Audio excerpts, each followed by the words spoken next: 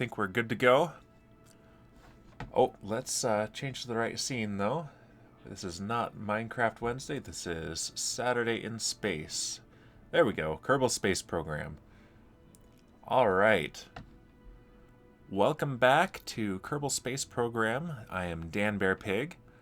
And if you were here last time, we ended on a bit of a cliffhanger with Jebediah Kerbin having successfully been rescued from the moon and then landed on Minmus.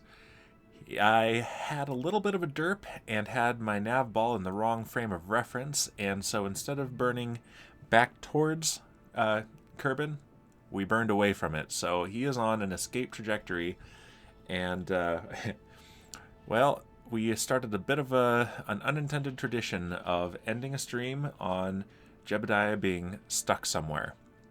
This time, he's not stuck on the surface of anywhere or anywhere near Kerbin. He is stuck leaving Kerbin. So today it's time for a rescue mission. Let's go ahead and jump in. Resume saved, and let's see. Yeah, I made a backup of my save just in case because we're updated to 1.12.2. Hey, Satan, welcome. Got some things to do, but I'll drop a lurk. Hope all is well. Well, all is well for me. Less so for Jebediah Kerbin, who is stuck on an escape trajectory. And I don't think you were still around last week when I ended the stream, but we had a speed of 666 meters per second on his spacecraft leaving Kerbin. So I took a screenshot just for you. I'll have to remember to send it your way. But yes. Every time, the last 3 streams or so, we've ended with Jebediah Kerbin stuck. So let's take a look at his situation from the tracking station. And he is aboard, a Moonshot 2.2 on an escape trajectory out of Kerbin. There he is. Yep, there it is, 666 meters per second. Perfect. Alright, but yeah, he's going to be out of Kerbin's Sphere of Influence in 4.5 days, and then he will be on this orbit, which will actually come close to approaching Duna, and actually potentially at a good time. So depending on how things go with the rescue mission, either we'll try to bring him directly back, or if we can, maybe we'll adjust the orbit and see if we can get a flyby of Duna on the way home. Because he's got all of our science. He's got all of our science experiments with him. And we want those back because we want to research more technologies. But I spent some time yesterday designing a new rocket. It's nicely balanced between the stages. Much better so than the previous rockets. It has a little bit less Delta V than this, but for... we already had much more than we needed, so we just happened to have left quite a bit of it on the surface of Minmus. So let's go ahead and take a look at that rocket now. There we go. Wait for everything to load. There we go. Oh, got a little bit framey there for a moment. Here we go. Let's go into the VAB. All right, and first, let's take a look at the rocket that we sent Jebediah on, the Moonshot 2.2. And that has 9 kilometers per second total Delta V. It's a pretty nice looking one. We got 4 solid stage boosters. And this new one, though, the one that we will be using to rescue him, hopefully. Let's see. It's just called Rescue 1 because I'm great at original and creative names for spacecraft. And here it is, and before I forget anything else, I need to put an antenna on it because I haven't done that. It just has the one built into the cockpit, which is not powerful enough for what we want to do. We'll have a pilot, so we'll be fine. We're not sending an unmanned crew this time. We're sending Valentina. So let's see. Let's get that a little bit out of the way. And what has... Let's see, antenna rating 5 million meters. There we go. 500K. 500K. Okay, so this high gain antenna, can we fit that in there, or is it too big? Yeah, that's a big one. So let's use the Communitron 16S. Is there a good spot for it is the real question. Yeah. If I put it here...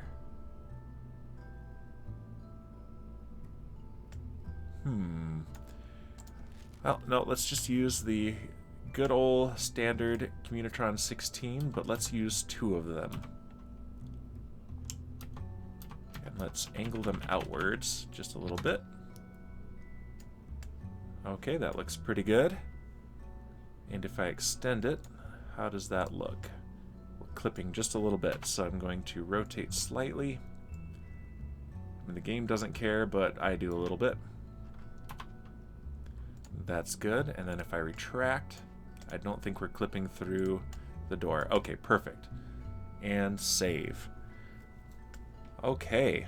But yeah, here we've got our same capsule, Mark 1 command pod. We've got the Mark 2, which has 2 seats, but we don't have a lot of parts that fit onto it. So I decided to go again with the Mark 1. We'd have the Mark 3 if we'd come home with Jebediah's experiments, but we did not. So I've got some spotlights here, just for cool effect. We've got the Science Junior Science module and some other science experiments in here in the service module. And we have this crew cabin, which can fit 2 crew members. So let's go ahead and assign some crew. All right, we've got Valentina Kerbin as the pilot, and we only need 1 empty seat because we're only rescuing 1 Kerbal. So let's go ahead and send Bob as a scientist along. So we'll see if we can collect, we'll get some experience, for him, as well as some science experiments. And this version of the game, they've done a revamp of the Reliant and the Swivel engines. The Swivel is the one that I've been using up until now, and there it is. So it looks like that. Just a tiny little revamp there. But we're using the Reliant. It has a tiny bit more thrust, but does not have the gimbal capabilities. So that is going to be our new liquid boosters. And then we've got here the RE15 Skipper liquid fuel engine for the core stage. And then we've got the Poodle right here. So yeah, these stages should be a lot better balanced for an efficient flight. So even though we've got a kilometer per second less delta V, we're still going to be doing quite well. Alright, so let's go ahead and launch this, and I've got one more cool trick to show off here. So we've had a couple night launches and several night landings, night recoveries, and I believe we're going to be launching at night here as well. Yes, so to make this night launch a little bit more epic, actually no, Raider, hello! You are not late. You are just in time. So we are going to try to rescue Jebediah Kerbin.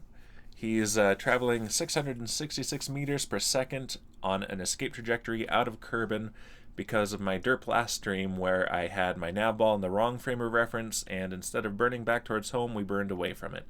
So I just showed off my new rocket, and I was about to show off my trick here.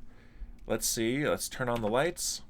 There we go, we've got some lights on the pad, and we've got the spotlights on as well. So there we go, a nicely illuminated rocket for an epic night launch. In fact, I'm going to already take a screenshot here. Let's see, what's the best background? Let's just do it like this. That looks pretty epic, and let's change the field of view.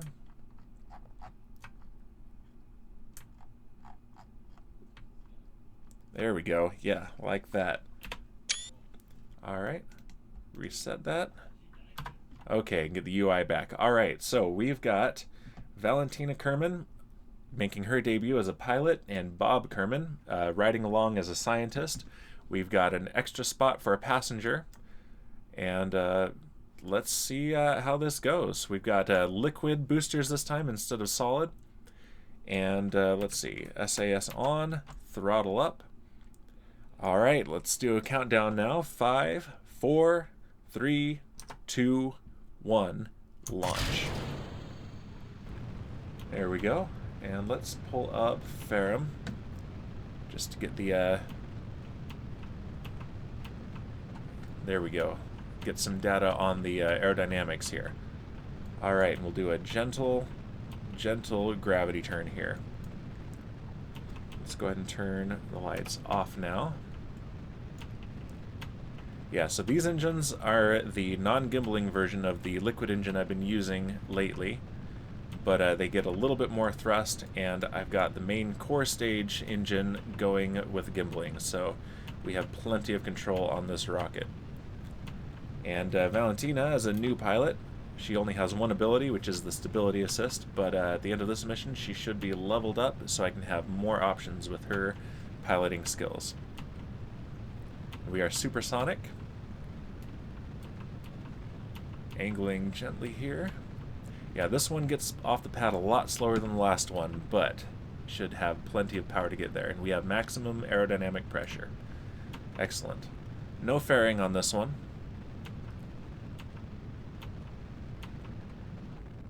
Alright. Oh yeah. Okay, we got a perfect Korolev star and some booms there, but the Sepratron motors were not deafening that time. They fixed that as a bug in this version of the game. So yeah, the volume controls were not affecting all of the engines. So in fact, it might not have been affecting engines at all, is what they were saying. So now we don't suddenly get deafened every time I use the Sepratrons. And we did lose the Ferram window. There we go. I don't know why that disappears when I stage. Okay, let's go ahead and pitch down a little bit. Let's pitch down to 30 degrees. We need to get a little bit more lateral velocity now that we are up out of the thick part of the atmosphere.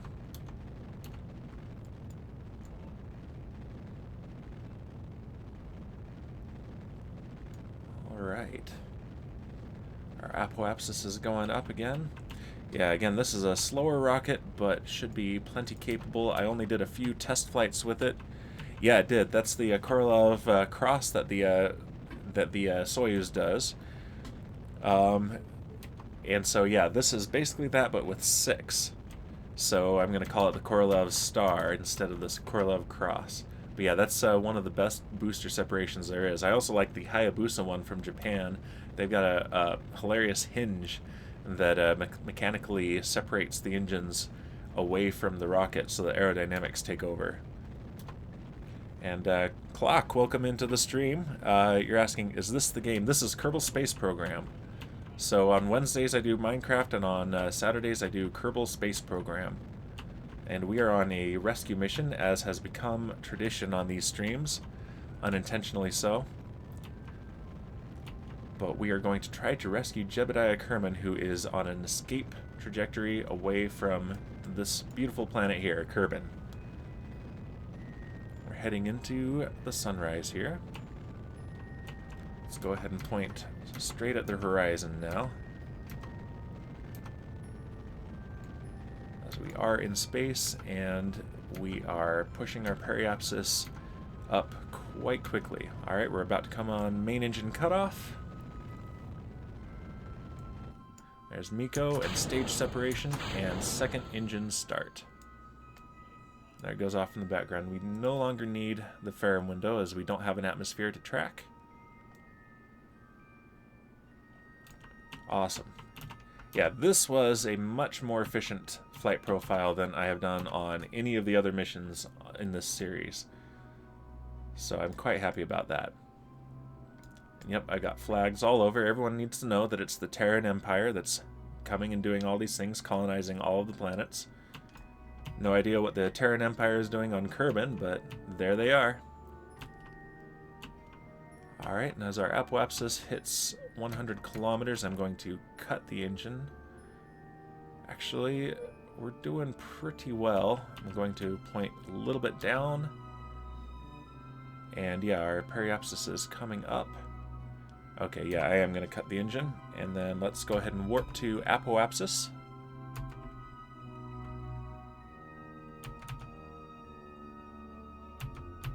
There we go. And let's do another burn to establish a circular orbit.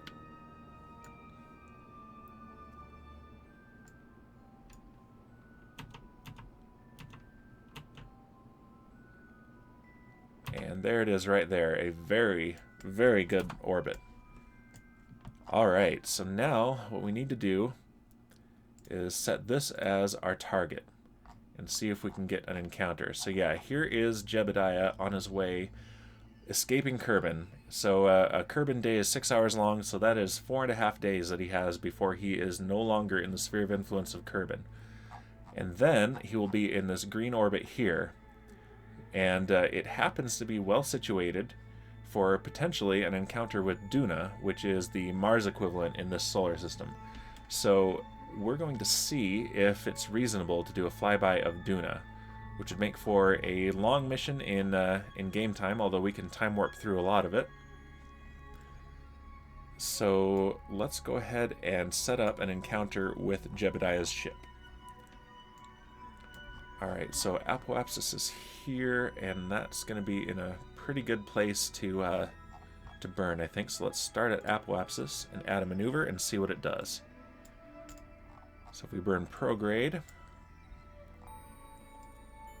whoa, we get a moon encounter. Can I use that as a gravity assist? I can. And where will that take us? Oh, that one's actually... No, that's not very good. Let's see.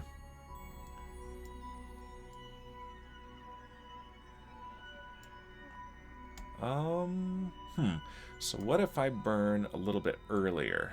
What does that do? Okay, I'm liking that. Let's angle it this way so I can see everything and have fine control. So if I burn earlier... Yes, okay. Alright, that is pretty good. But can I make it even better? Because, yeah, we will be escaping... It's not giving me quite enough iterations of this to really see where we're going to be in relation to Jebediah once we escape. So let's keep moving it. That's the descending node, Apoapsis. Okay, what is our relative inclination? Okay, yeah, here's a problem. He escaped from Minmus, which is at an inclination, so he's at an inclination from us. So we will need to account for that. But that, I think, is pretty good, actually. So that's going to give us a little bit of a boost. Let's go ahead and do that and then see what we get. I'm not quite smart enough to really plan out gravity assists efficiently. It's something I'd like to get better at, but this should help us. So we've got to burn in 8 minutes, and it's a 1.5 minute burn. So I'll want to go to about burn time T-minus 45 seconds. So that we can split the burn half and half around that node.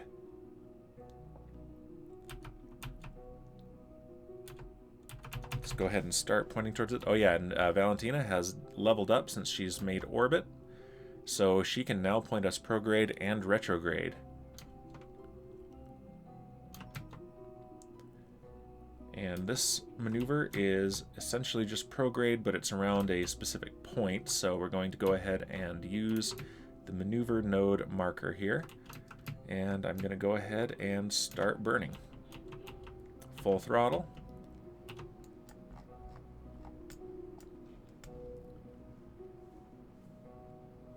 There we go.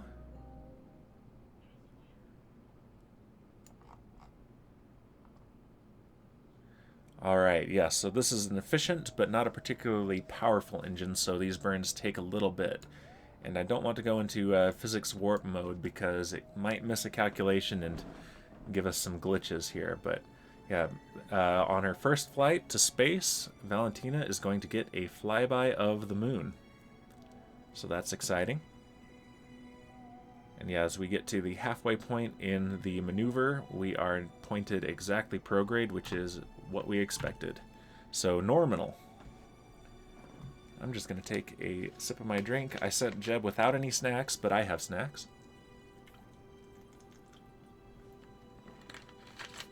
Although since he was on the surface of Minmus, he's likely to eat the surface samples, so let's hope he doesn't, because that is how we will get new technology. That's our science.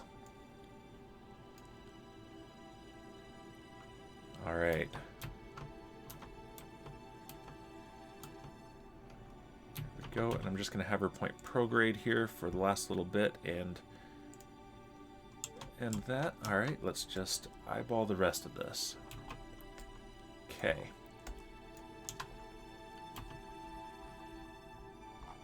So, where will we end up?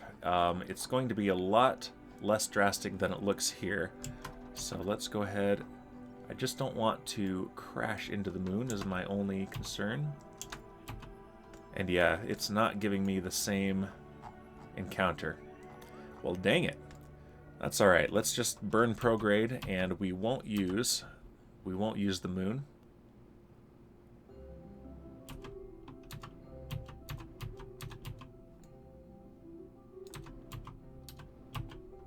There we go. We've got an escape.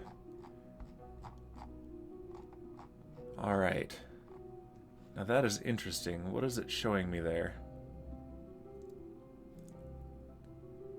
Okay, yeah, that's actually not too bad. 71,000 kilometers of separation at that intercept. And a lot of it is inclination. So let's see. We are going to want... Let's see, our periapsis, or our descending node. Do we have a descending node listed?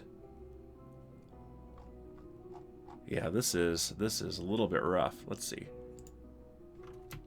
Relative to target, where are we? Yeah, this is a different rescue mission than I have done before, so there might be a little bit of, as they say, faffing about to find it. I've been watching way too much Hermitcraft. Okay, there's target retrograde.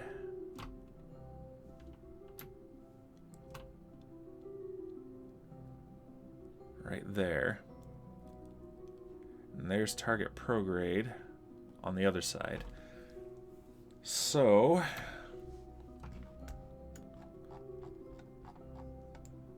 Alright, I'm thinking here. Yeah, so if I burn this way, we should get...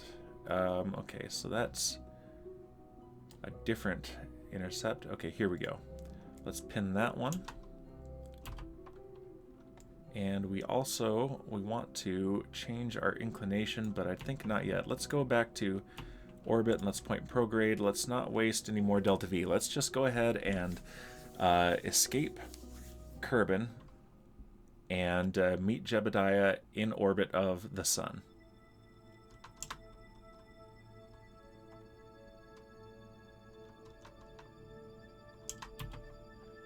Okay. Alright, so we have a Kerbin escape in 8 days. Let's go ahead and do that.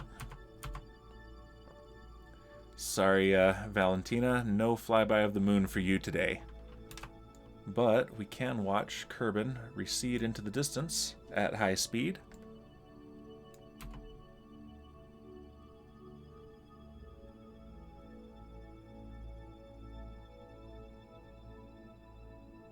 There it goes. Alright, let's see where we're at. We're almost there. Okay, we have escaped Kerbin's sphere of influence. So let's see what this is telling us. Yep. So these are old ones. Suborbital spaceflight above Minmus, landed on the surface, walked on the surface, and planted a flag. But we still need to get him home. So yep, those are old. Alright, so there's Moonshot 2, and here's Rescue 1. And there's our descending node. So, yeah, we are not in an optimal place to change plane. And there is our best intersect right there. So let's pin that, and let's plan a maneuver here at the descending node, which is going to be quite a ways away. 127 days. Whew. Okay. So now, how are we relative to it? I want to be focused on this node. There we go. And if I look at it, let's move it. Whoa. Oh, that's trippy. Moving it while focused on it. Let's get it right there, right on the descending node. Perfect. Okay, so now I need to, from there, oh, we've got even more. Sweet, she can do radial in and out and normal and anti-normal. So we're going to want normal, I think. So let's pin the descending node. Nope.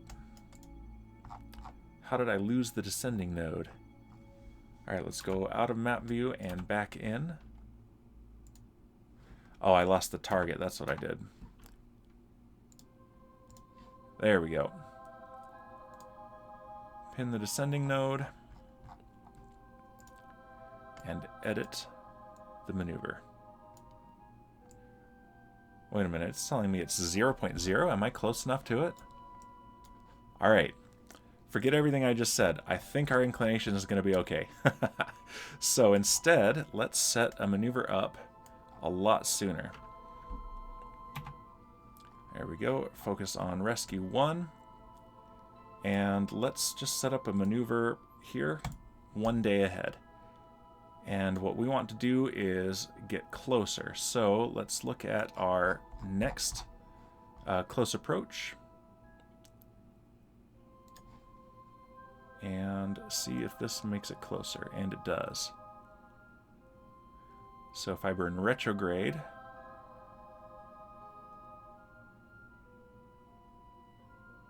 until that stops being effective, and then I'll add a different component to the maneuver. And it's flickering as things are getting closer. Okay, so that's about as effective as retrograde is going to be.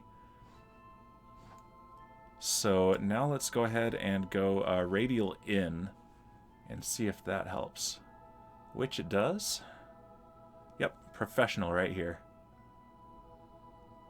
Yep, I was overthinking it because I thought we had more of an inclination than we did. Okay, and now that has stopped being effective. So let's add a little bit more of this. And that's making it worse, so less of that.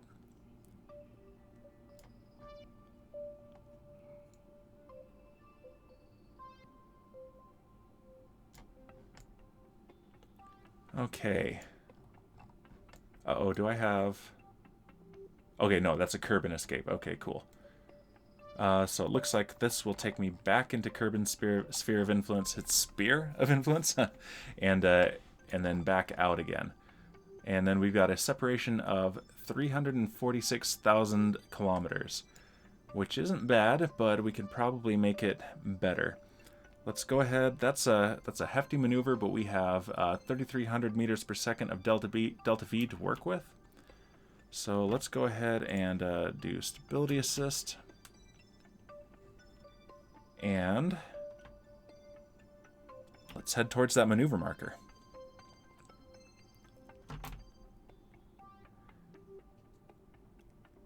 Alright, and I can't do the trick of time warp to kill my rotation because I have persistent rotation installed to break that exploit. Let's go ahead and do this and go all the way to that node. I could do it early, but let's go ahead and go to it.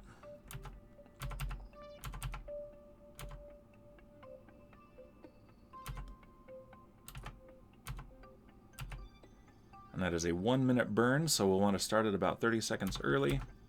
Whoop, we're a little past it, doesn't matter. Alright. Full thrust.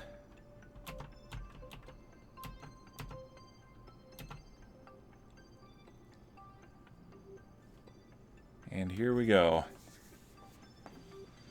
Meanwhile, take a drink of my drink here.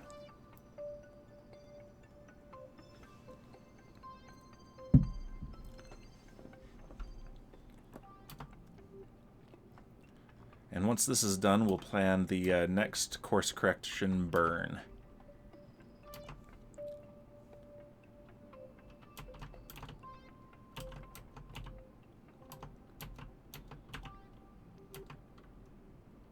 Almost there.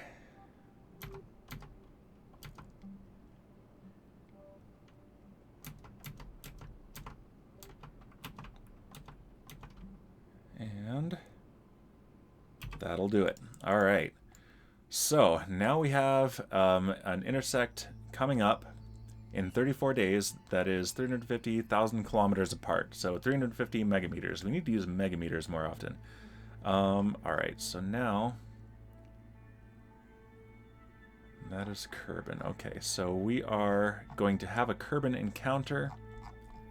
And then we're going to have a Kerbin escape. So let's plan our course correction after that Kerbin escape. Let's go ahead and warp. And of course it's calculating things differently now that we're in warp.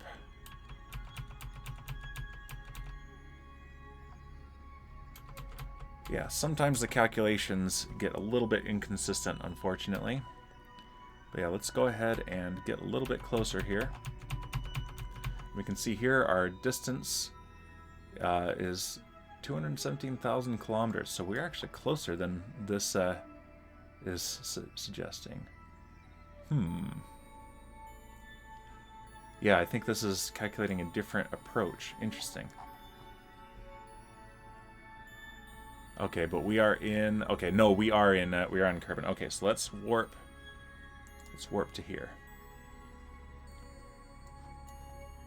Oh, cancel. I can't see that behind there, but that is fine. Let's just warp here.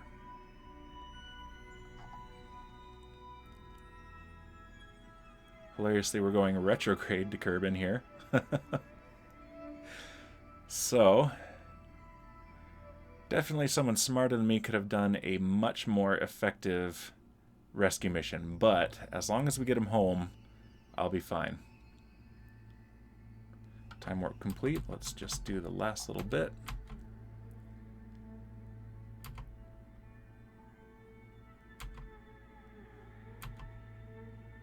Come on, let me out.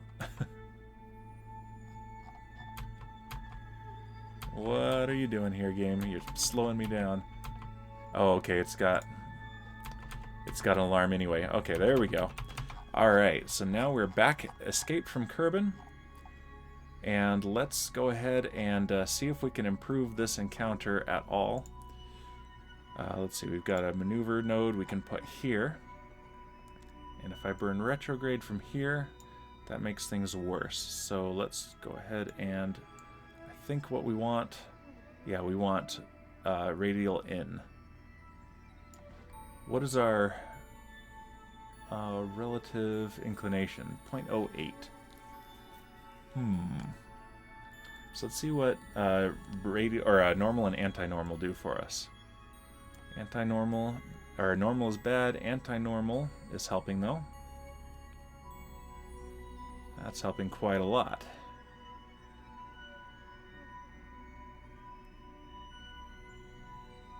Alright, let's zoom in so we can see this better.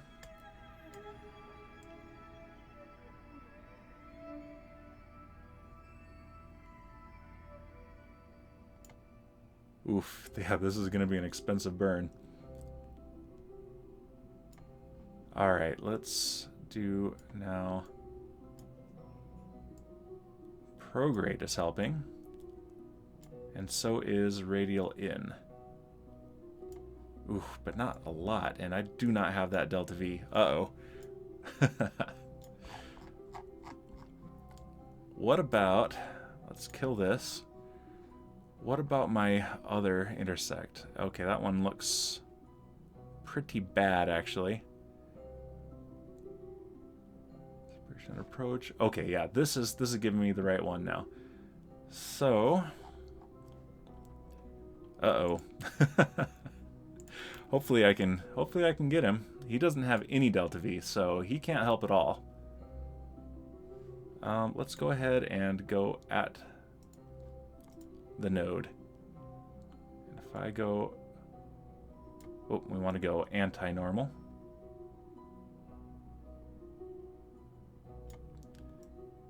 And... No, not radial in. Prograde, it looks like.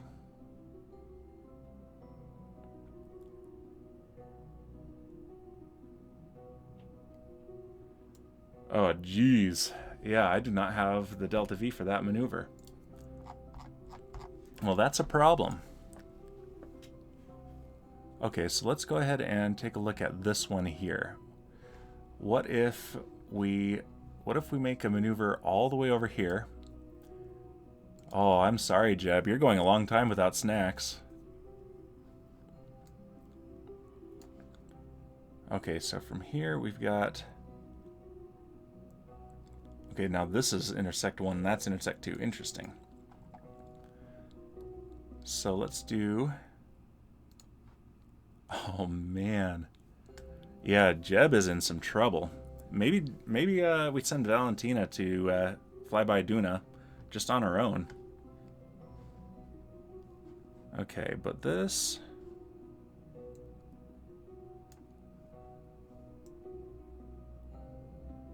$4.3 million kilometers? No way. All right, let's clean this up a little bit.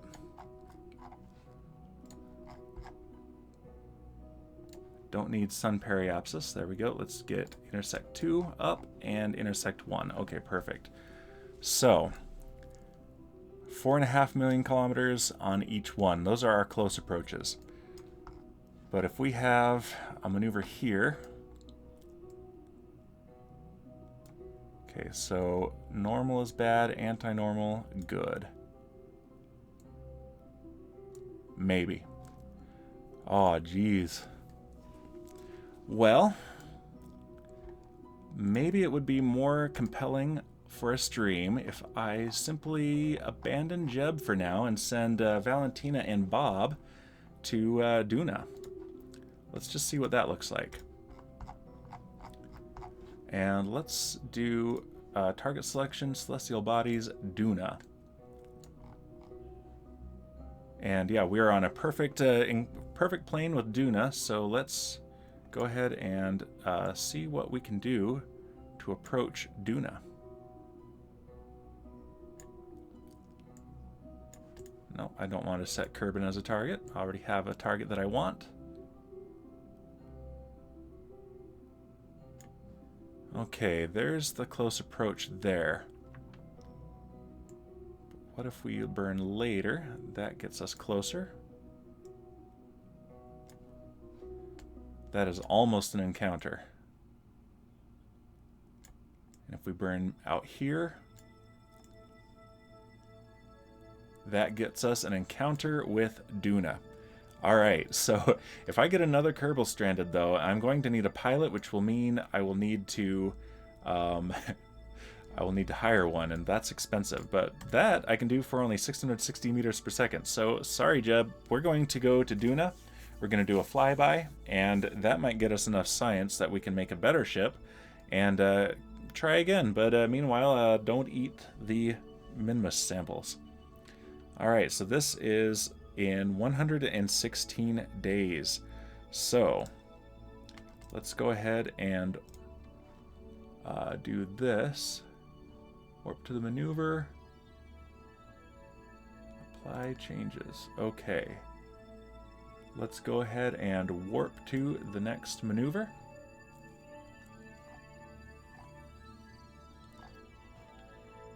And there's Moonshot 2 getting away from us. But we might have a chance on the way back, so we're not giving up on Jebediah yet. We just don't have the Delta V to do it from here.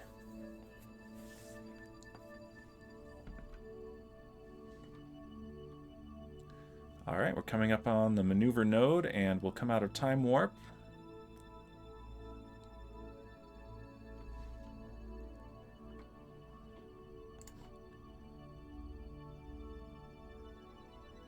Any moment now. It's really being gentle on coming out of time warp, for sure.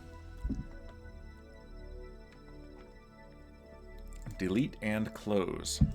Okay. Let's go ahead and do this maneuver. We'll want to start about 20 seconds before it. There we go. And I'm just going to point prograde because this is just a prograde maneuver, full thrust.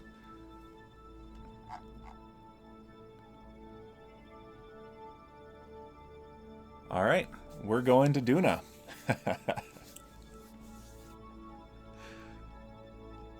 That's okay, Jeb. We will send you pictures. We'll tell you all about it. Jeb's sitting there thinking, but I'm the original. I've done everything so far, and she gets to just go on her first flight? This isn't right. This isn't fair. What about me? And, you know, he's got a point, but we're going to Duna. Alright. And, yeah, we have Duna encounter. Let's see if I can get this to stop flickering on me.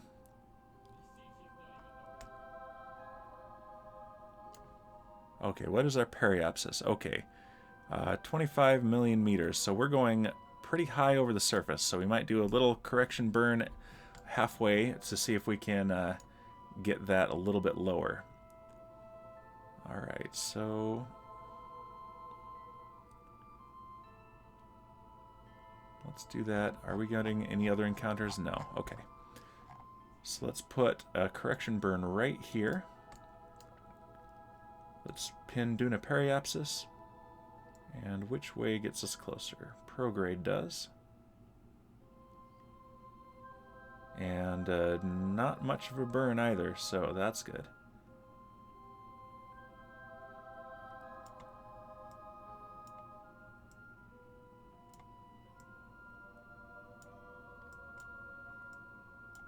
No, that's not what we want.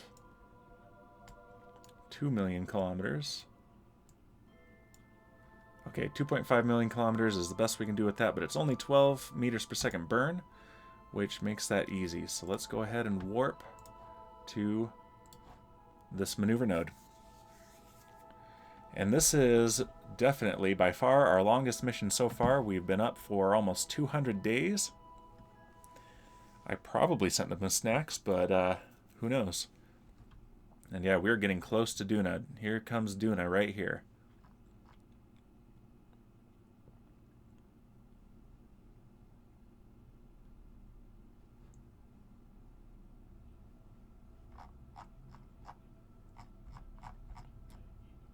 Yeah, at full thrust, this is a less than 1 second burn, so I'm not even going to do it at full thrust. We'll do it at a much lower throttle. Alright, there it is. Delete and close. Alright, let's go ahead and do stability assist and point towards the maneuver.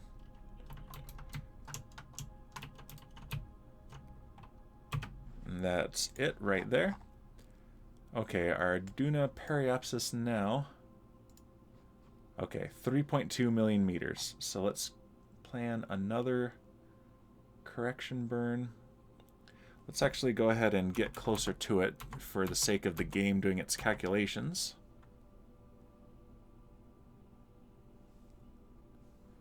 Because this game does get finicky. And I didn't check for mod updates this time, but next time I do, I'm really hoping to get distant object enhancement so that we can see the stars, or the planets in the sky with the stars, because that is one of my favorite visual mods. Alright, so let's... Can I pin? There we go. Pin Duna periapsis. And let's see if we can get closer. That's not going to do it.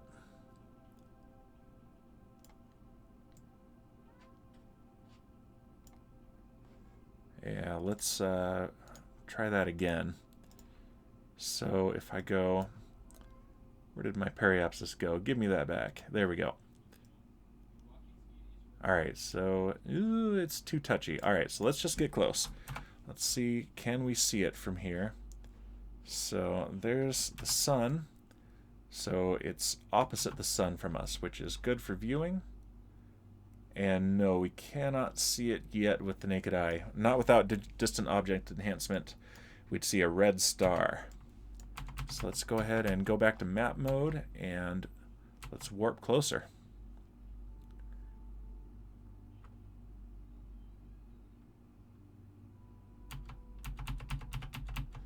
Alright, so from here, is there a reasonable burn that I can do that will get me closer to the surface?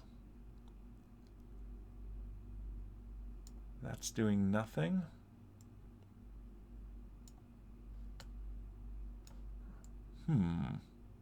That doesn't seem right.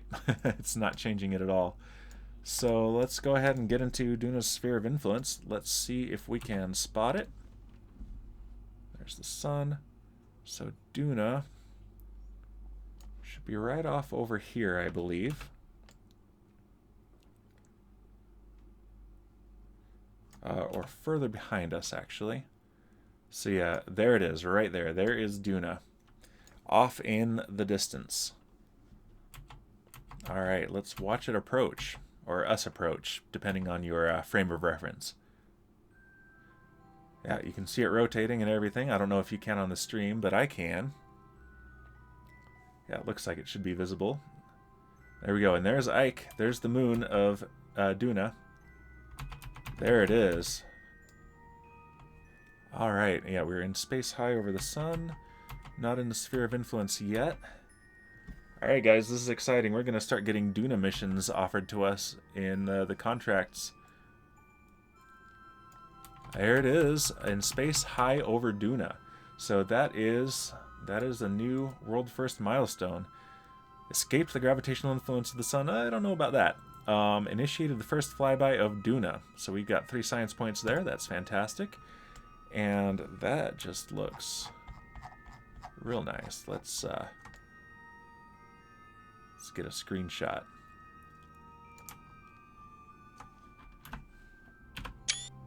There we go. Alright, so now that we are in Duna's sphere of influence, let's pin that. And we're still quite a ways out, so now we can do some good maneuvers to get closer to the surface. And why? Why is it not changing my periapsis? Because it really should.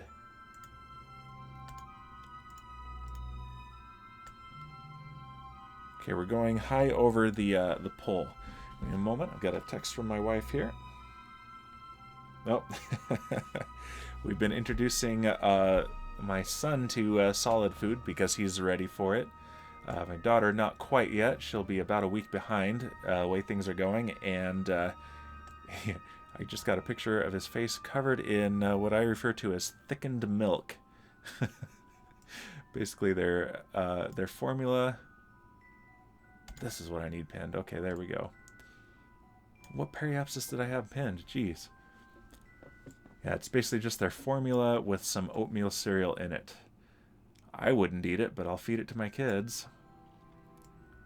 Alright, here we go. With a very efficient burn.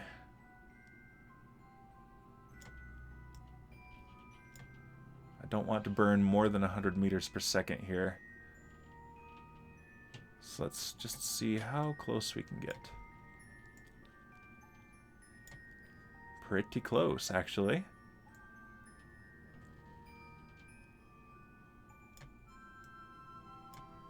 There we go. We don't want to skim the atmosphere, so... There we go. 80 meters per second will take me 85 kilometers from the surface of Duna. So yeah, let's do that. And that's just the tiniest burn, so we can afford that probably. I don't know. This is not a planned mission.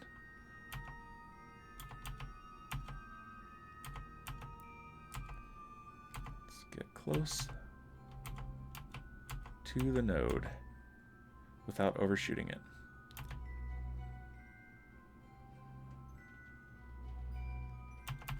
Alright, now let's point towards it.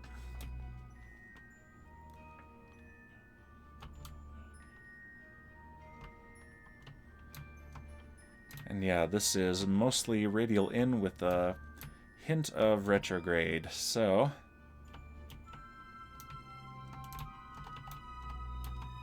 And we don't have to be super precisely on it, so let's just go ahead.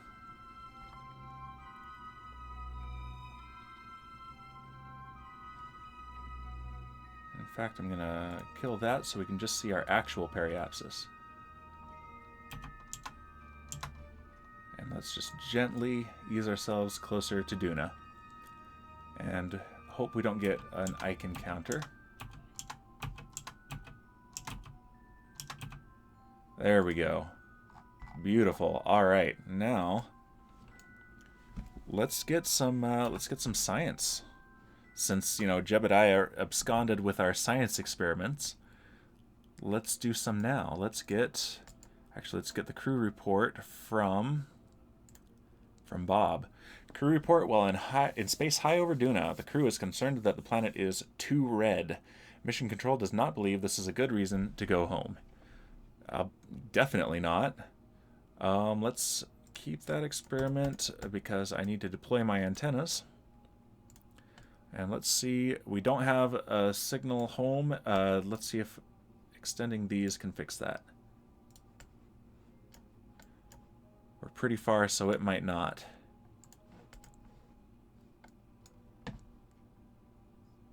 Nope, we cannot send data back. Okay, so we're just going to have to keep the experiments for now. Let's go ahead and retract the antennas. We're going to need to set up a comms network pretty soon here. Alright, so a crew report high over Duna. Let's go ahead and head in low over Duna. There it is. And do the rest of the science experiments.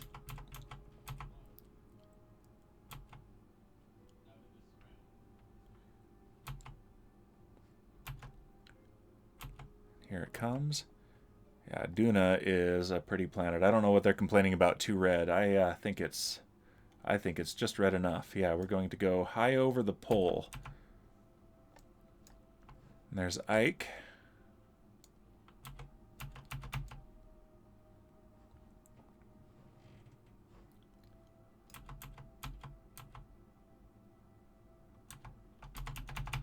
All right, I think it's that time again, screenshot time, of course.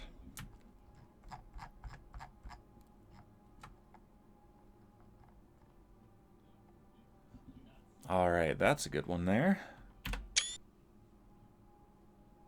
Nice. All right, well, Valentina, you didn't get to go to the moon, but you got to go to Duna instead. So, congratulations. This was going to be Jebediah's mission. But I think maybe you sabotaged it deliberately just so that you could be the one to go. And that... Ooh, okay, that is interesting because on... I know on Mars, sunsets are actually blue. So it looks like they have simulated that here because I thought maybe there were some auroras that were glitched. But no, that's the Terminator. It's supposed to be that way. That is fantastic. All right, so we have 10 minutes to periapsis. Let's go ahead and move in closer. Looks like heat haze. Take another screenshot. We promised Jeb we would take pictures, so we're going to take pictures, dang it. All right, we're high over Duna's poles, and we have 7 more minutes until periapsis.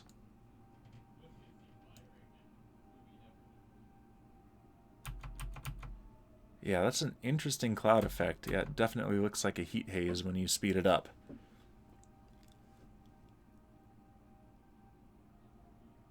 The poles spoil the effect just a bit, but still pretty cool. Alright, yeah, we're close. It still says in space high, so where is in space low, I wonder?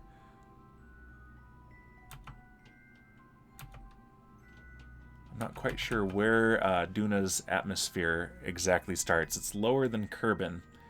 It's a thinner atmosphere for sure. But yeah, we are... Let's see if we can get to... Okay, in space low. There we go. Alright, so let's take another crew report because we have 2 crew members. In space near Duna, the planet is very red and appears to have deep brown furrows across the surface. There does appear to be some kind of ice at both poles, though. Good to know. Let's have Bob go on EVA. Activate a hatch. Would we even be able to transfer crew? Do I have a hatch? I thought I had a hatch on this thing. Did that say crew hatch for just a moment? I think it did. Yeah, crew hatch. Oh, nuts. Okay, well this is a problem. It's a good thing we weren't getting all the way to Jebediah and finding this out. It looks like the crew hatches on this are on the ends. So, without jettisoning this, and also our heat shield, which I'm not going to do, we would not be able to pick up another crew member anyway. So, Jeb, we were never going to rescue you. That's the truth of it. We were never going to rescue Jeb. All right, let's do the Science Junior though. All right, let's conduct the materials study. The high radiation environment caused a few of the samples to glow. It looks like it would be fun to paint the rocket with this. We're not going to paint the rocket, guys. It's a beautiful rocket as it is. We're not going to paint it. Gosh, these guys. All right, close the doors. All right, and now we also have, let's see. Let's aim the camera here. There we go. That's easier. We have our Science Juniors, or Mystery Goo, rather. We just did the Science Junior, so observe Mystery Goo. While in space near Duna, the goo takes on a red sheen. It looks very much like the planet below. We'll keep that, and let's save the other one for when we get back out of Duna's sphere of influence. We'll do that in space over the sun. But we also have the too hot thermometer, log temperature. You hope that the atmosphere provides a bit more insulation at the surface than you get in space. A bit more, but not much. All right, and the press map barometer says you're the one under pressure here, not the barometer. It quite clearly shows. Well, yeah, I guess so. You're calling me out, but to be fair, we were never going to rescue Jebediah Kerman. Oh, but Valentina can go on EVA. Let's get an EVA report. Let's get all the science we can. All right. From space just above Duna's poles, the curving edge of the planet shows just a hint of red surrounding a sea of white ice below you. It's beautiful. I agree. All right, go ahead and board the ship.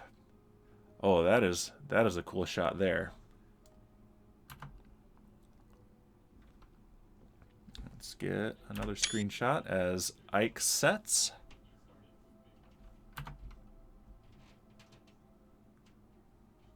Yeah, man, this game, I swear. Even without the visual mods, they're only doing a little bit here. This is just a beautiful game. All right, but that is as close as we are getting to Duna today. We cannot afford the Delta V to go any closer or spend any more time here. So let's go ahead and escape Duna's sphere of influence. Let's just do it from here. Let's watch.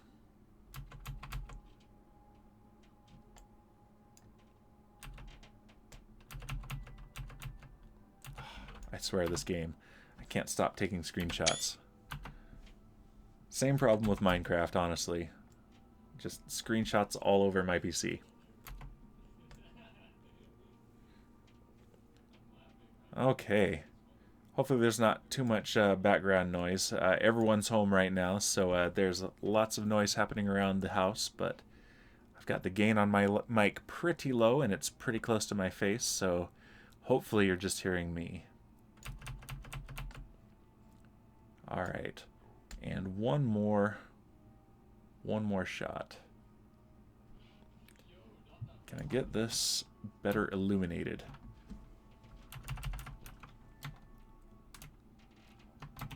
Let's go this way.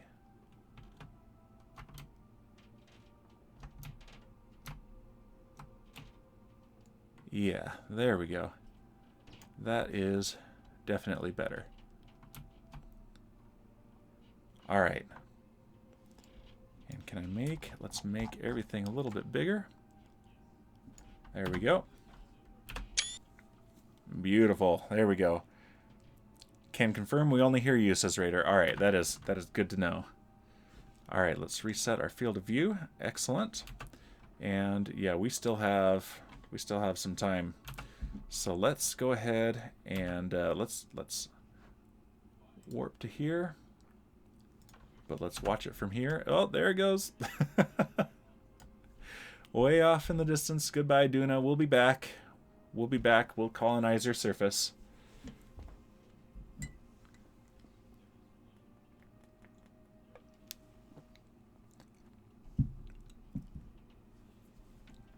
Okay. Delete and close. All right, let's see what our situation is. We're still... There we go. All right. In space, high over the sun. So let's go ahead and do the other mystery goo experiment. Let's aim the camera here. Okay. And which one is still good? Okay, that one's been used. This one not. Observe mystery goo. In space high over the sun, the goo feels right at home here. Let's keep that. It doesn't look like there's a community science entry for that one, unfortunately.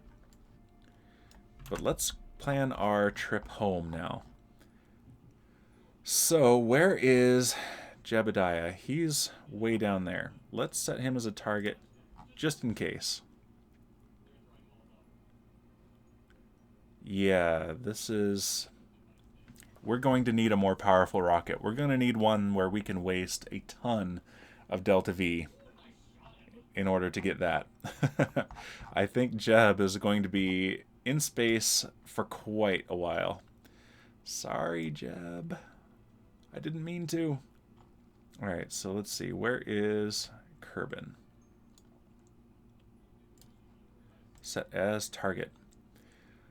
Okay, so we're not ideally situated for a return trip, but that is okay. If we add a maneuver here at apoapsis, I think we'll be fine anyway. Where was that? Ooh. That's not... Okay, here though. Okay. Yeah, no, we're doing better than I thought. Okay. What happens if I move it? Okay.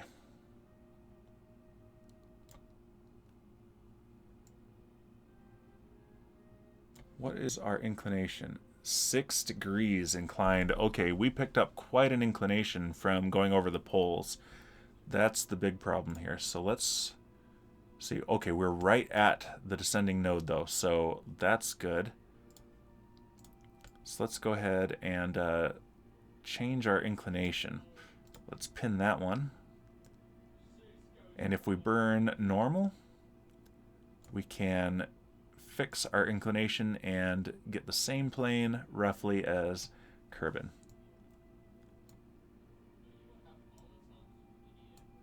Alright, that'll do it. Okay, perfect. Let's do that, and that maneuver is coming up in 4 days, so let's just warp to it. And it uses half of our Delta V, so...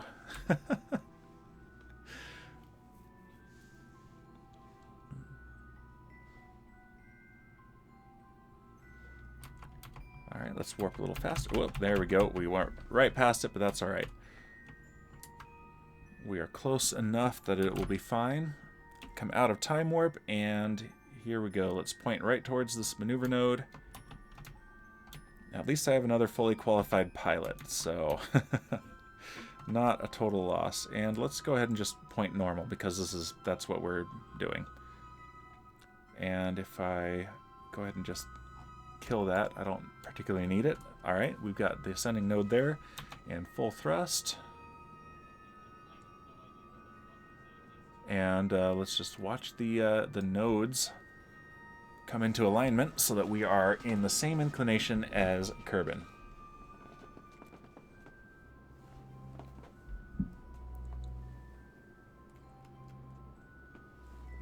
Meanwhile, don't mind me, I'm just drinking and flying, as usual, which is probably the cause of all of our issues. No, I'm just a derp anyway. Alright, 1 degree. Alright, that's about as much as we can do with that. So we have about 0.3 degrees, our relative inclination 0.34037. That is pretty good. So now if I add a maneuver at apoapsis, now I should be able to see what kind of an encounter I get with Kerbin. Zoom out here, and I need to go retrograde.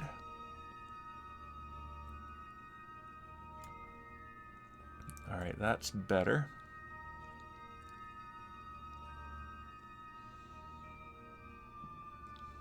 do it here. I could fix the inclination even more, which I might need to.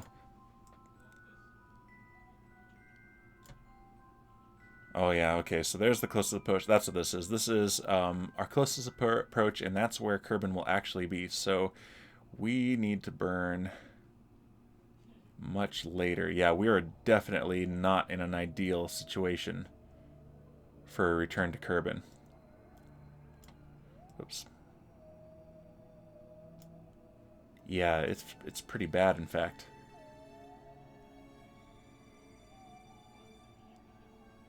Okay, if I wait an entire orbit... Oof. And, okay, we only have 1 kilometer per second to spare.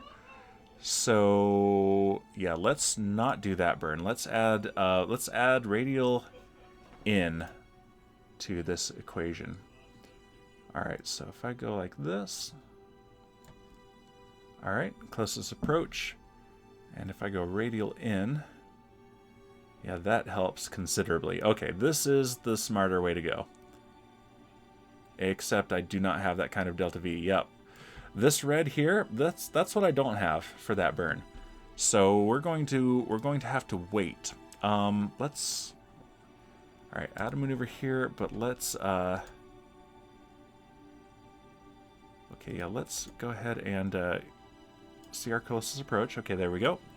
And now let's add an orbit to it. Okay. That's a lot better.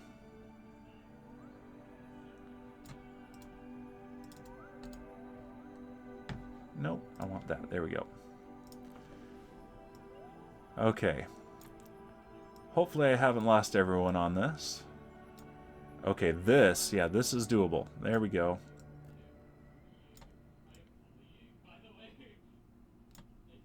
Almost there, and it's within our budget.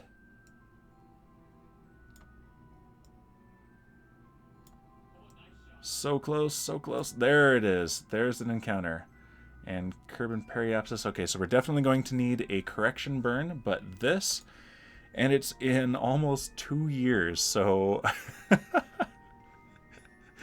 Oh, you guys. I'm making you stay in space forever. Alright, let's go ahead. I mean, I could in the meantime launch some other missions. But I really want to get this science. I want to get it home. So let's do it. Alright, where is Jebediah at this point? He's here. Okay, so when he gets here, he'll be very close. Alright, so let's go ahead and switch vessels. Let's go back to target selection.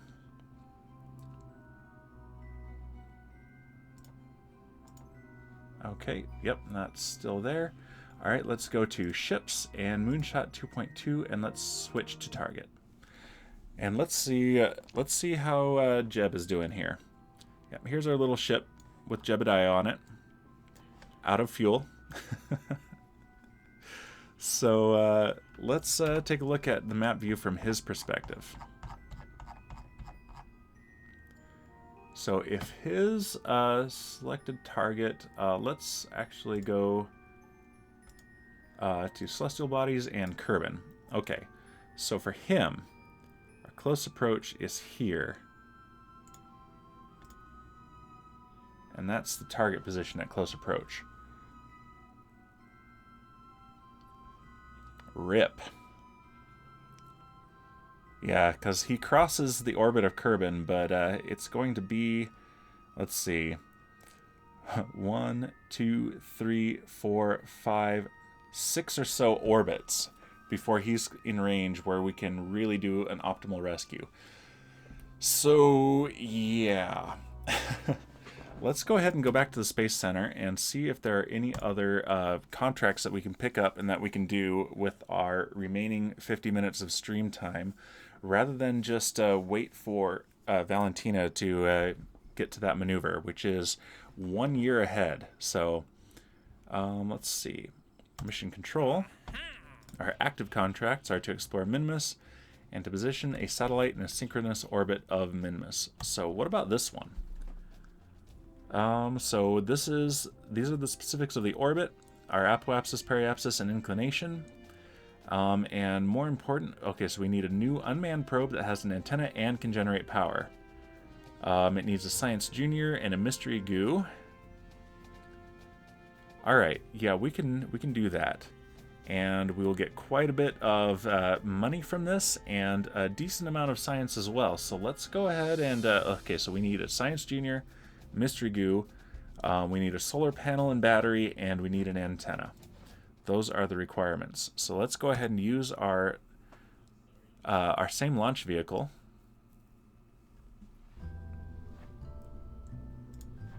Let's go ahead and pull up Rescue 1. And let's pull it off of... We don't need the heat shield for this. So let's go ahead and get rid of that and start a new craft. So we're going to use the Probodobodyne Octo. And we need to add power to it first. Let's go ahead and add this rechargeable battery.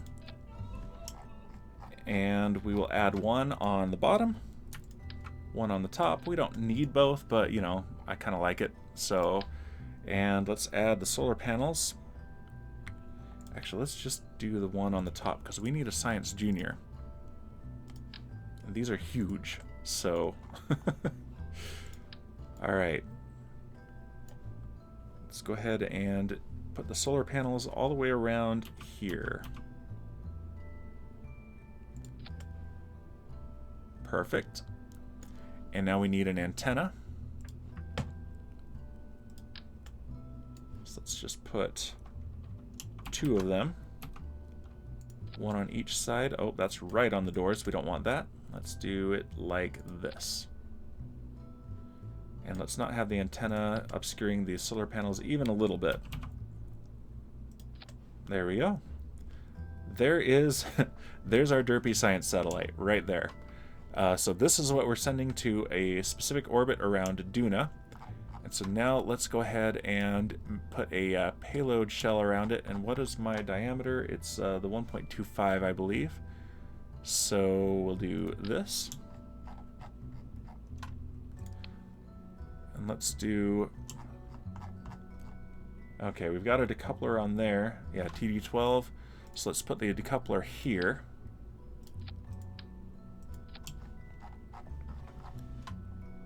Okay. I don't like that, actually. Let's get rid of that and do the bigger one.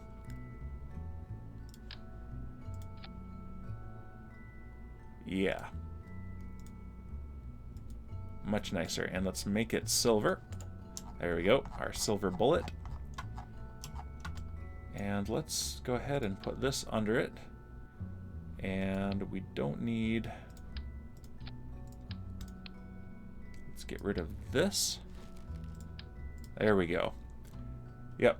And this has a ton more delta V because we're launching something much lighter weight. So we will be doing more than fine. All right, so there is our impromptu satellite. Let's see. And again, I am so good at original and creative names. Minsat 1. There we go. And this will serve as a communications relay as well, so that will be helpful. All right, let's. I'm not going to bother saving this craft. Let's just launch it. Double check staging. Yeah, I think everything is fine. Let's put the fairing here. All right, and let's launch.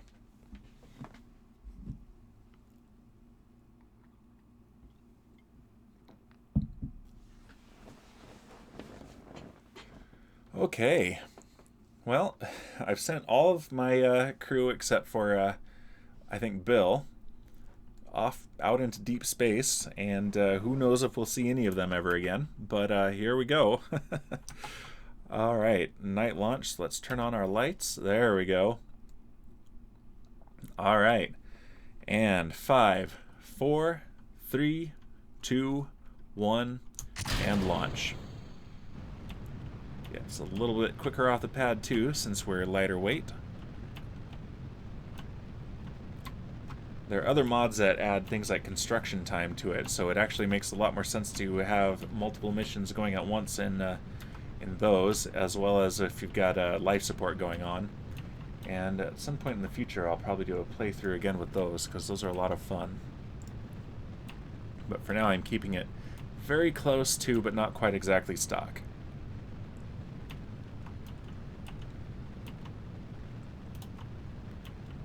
Alright. Be a little bit more on our gravity turn here.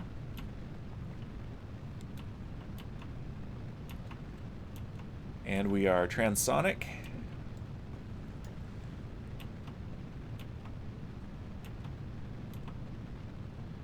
And I've actually got fuel feeding from these boosters into the core stage. It's something that they had explored for doing with the Falcon Heavy, but decided that it added enough complexity that it wasn't worth doing. They just throttled down the core stage. But we have booster cutoff and booster separation. There's that Korolev star again. And an explosion again. Nice. Alright. But yeah, fortunately here in Kerbal I don't have to worry about all the internal engineering of it. I just attach a hose from one tank to another and the fuel goes where I point it, which is nice. Okay. Yeah, we've got these beautiful plumes too from the Waterfall mod.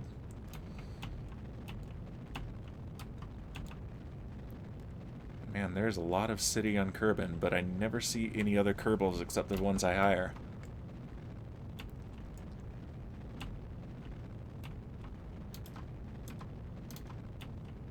Okay.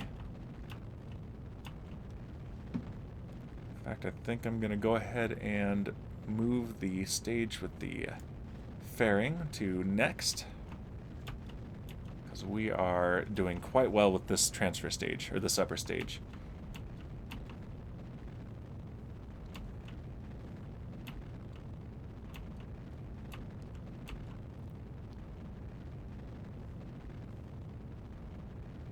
Alright, our apoapsis is now in space.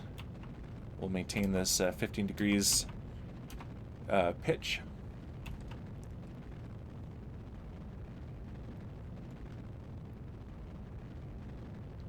Kind of looks like Astra's rocket with that shape, or the old British rockets that were discontinued after barely being produced.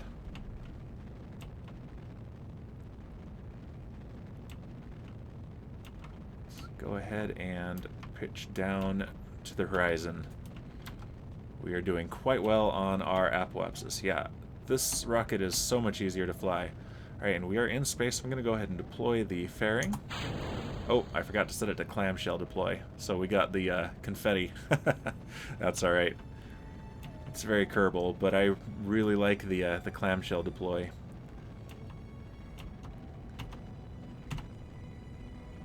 Alright, I'm going to cut the engine.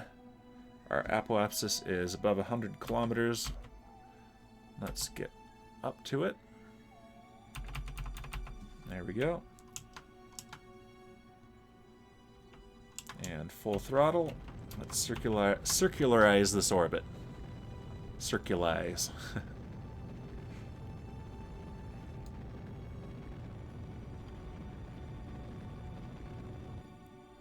Alright, main engine cutoff, stage separation, and second engine start.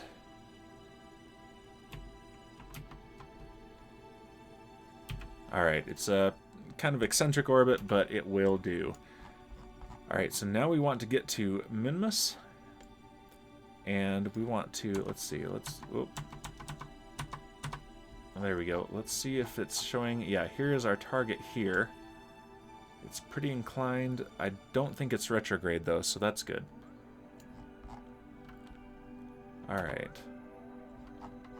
Focus on the ship again. Alright, let's go ahead and plan our transfer orbit to Minmus.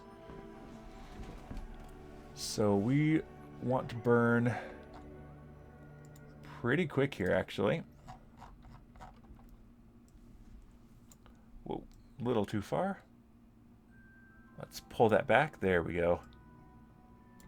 Yeah. Okay, so in fact, if I go a little bit later...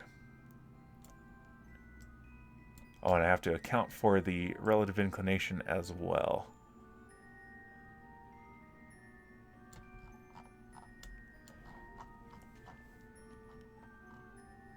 Where is our ascending and descending node? That's the question.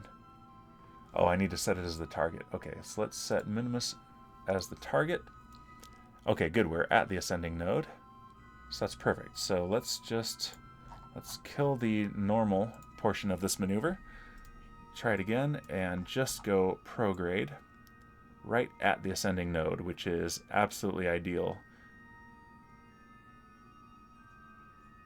If we're in position for that, then that makes me very happy.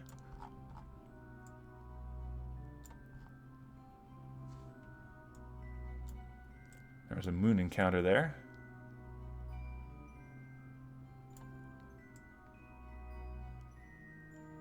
Okay, fantastic. We'll take it. All right, and from there we will have about 4.8 meters per, or kilometers per second to play with to get the perfect orbit for this contract. Let's see. No, let's make sure that we're good. I don't have a mystery goo unit. There's no mystery goo unit on this satellite. Dang it. I forgot the mystery goo unit. Well, let's do this anyway.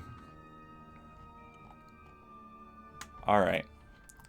We're already here. Let's go ahead and and we're right at the node, so let's point. There's always something. I knew I was forgetting something. But that's all right. We will transmit home some data from the science experiments.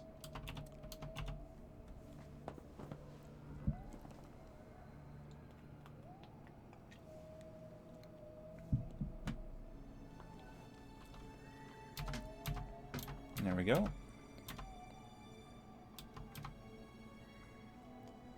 And we are halfway through the burn, just about there.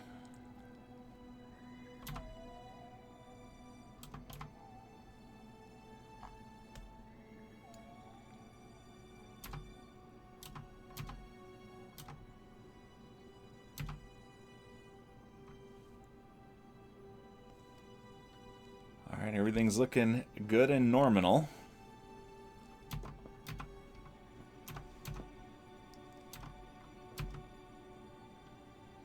Just about there, and that last few meters per second delta V will make up the gap on the apoapsis.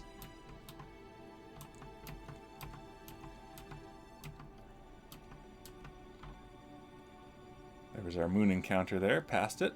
Okay, let's kill that, and just gently now.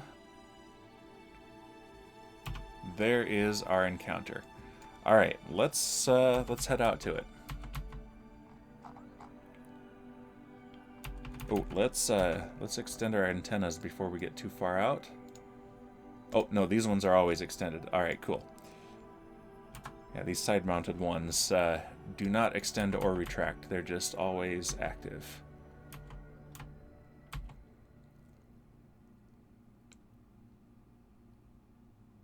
So we might end up with two satellites in this orbit. One that is a monument to our derpitude, and the other which will actually gain us science and spaceos. Here comes Minmus. There's my encounter.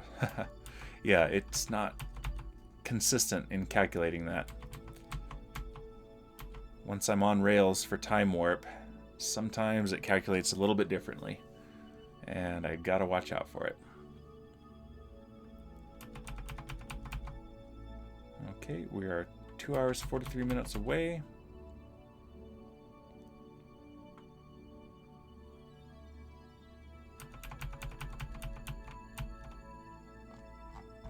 Yeah, now I'm not showing at all. Okay, so Minmus is our target. Let's go.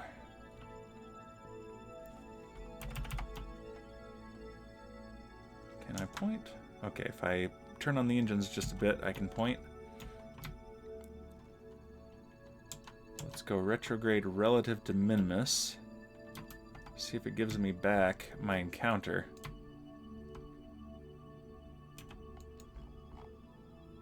I've got a moon encounter over there.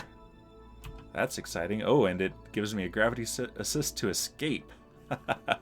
I can send something else off into deep space if I want. Okay, but why am I not getting a good Minmus encounter? It was telling me I did before. And now I don't have anything. Okay, let's add a maneuver here and see if I can do this right.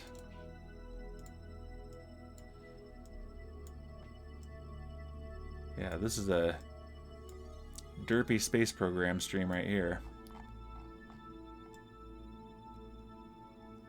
Yeah, I got cheated. Okay, here we go. If I do this maneuver, yeah, I can get my encounter back. But man, I got cheated out of a Minmus encounter here.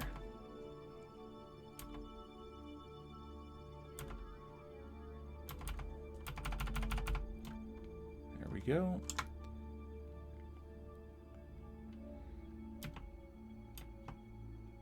I don't have reaction wheels, I'm realizing, because the reaction wheels before were incorporated into the capsule, and I'm not using that. So my main way to orient my spacecraft is using the gimbaling from the engines.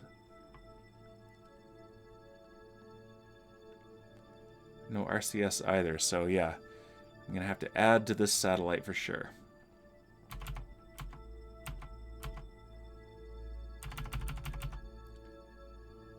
Oh. And here I am over Minmus without even doing this. Okay, so it just wasn't showing it to me, but I definitely have a Minmus encounter. Here we are.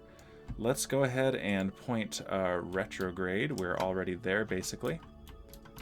And let's capture ourselves into orbit.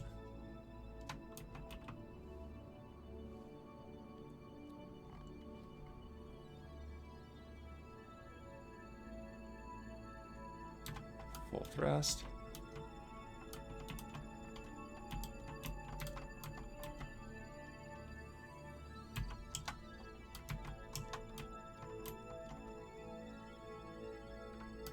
Yeah, we are 90 degrees to that orbit.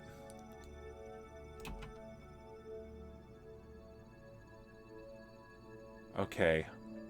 Yeah, that's actually pretty bad. Are we shocked that my orbit is bad? I'm not.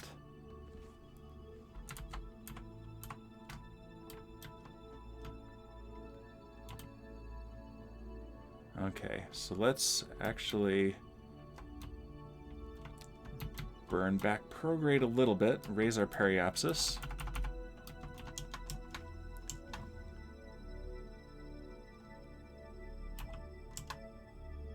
That's better, and alright, let's go ahead and go to that periapsis and fix this orbit.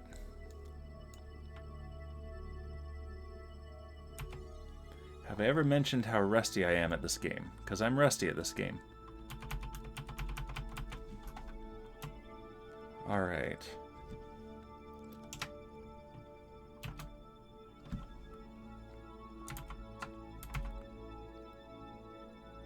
Now we'll point retrograde from here. Oh.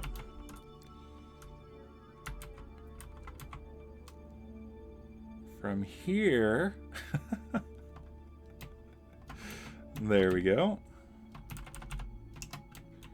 Actually, that is normal, not retrograde, so that's radial in. Where is retrograde?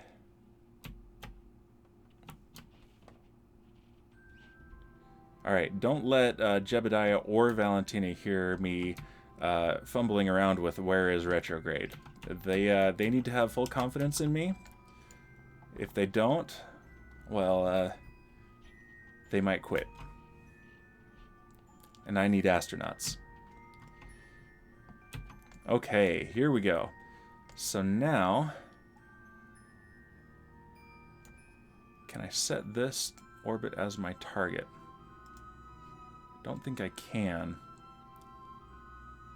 So I'm just going to have to add a maneuver here that will change my inclination without sending me on an escape trajectory. And that, I think, works.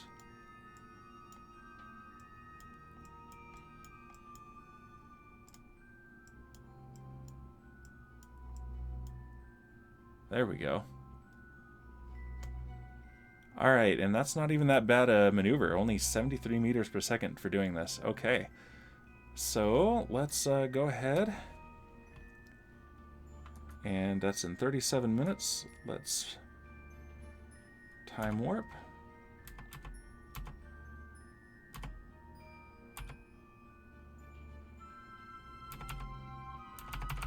Okay.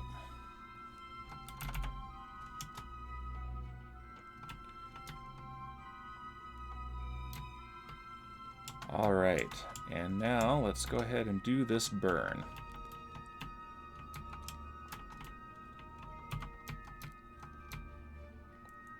Wow, okay, why am I going all over the place? I have a good signal. SAS is on. But yeah, I am all over this maneuver. Jeez. There we go. Sure would be nice to have a pilot. Too bad they're all off on vacation or whatever. Alright, so now if I put a maneuver here.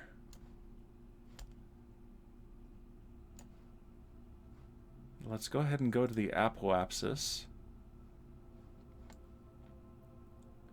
Yeah, man, this is rough not being able to target the orbit. So, alright, so if I go ahead and now point retrograde again, which I know where retrograde is, don't worry.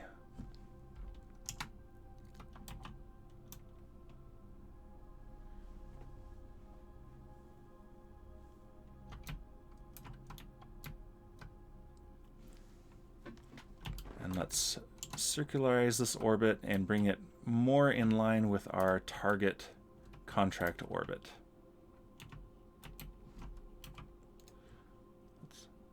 Oh, it's at Sean's Cannery.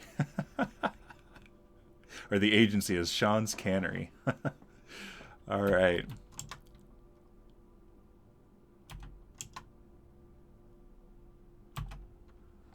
Okay. That is pretty close. And now if I go again to the ascending node, let's look at it right on.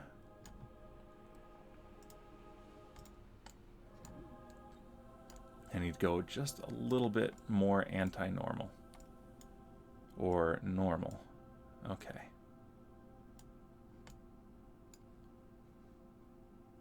Yeah. So we've gone from 66 degrees inclined to 4 degrees inclined, which is pretty good.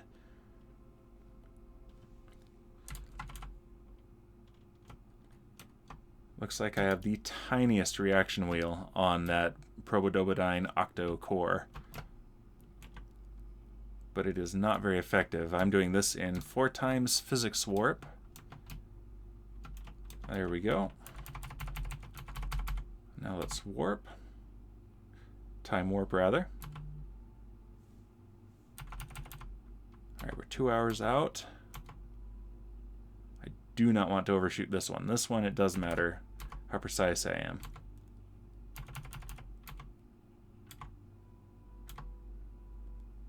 "30 minutes.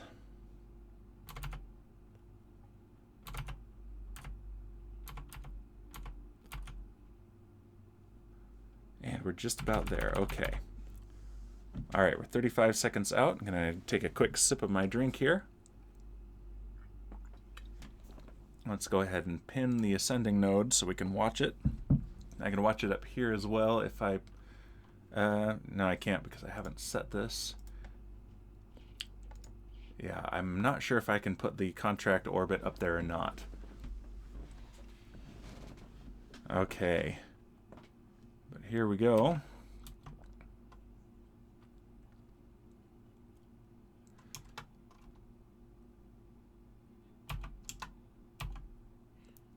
All right. That puts us right in line with that orbit. I'm gonna take that. That's a win for sure. So now what I need to do, I need to make a node right here. And then we need to expand our orbit. And that right there, that will be a perfect orbit. Okay. With the wrong satellite, but a perfect orbit. Alright, and we're going around that way, so let's warp to here. Okay. And we've got another 3.5 meter per second burn, and it is coming up in 10 minutes. Let's use physics warp to speed up getting to this. There we go. All right. 9, 8, 7, 6, 5, 4, 3, 2, 1. And just about there. This one is less precise than the one where we were at the ascending node. Here we go, or the descending node.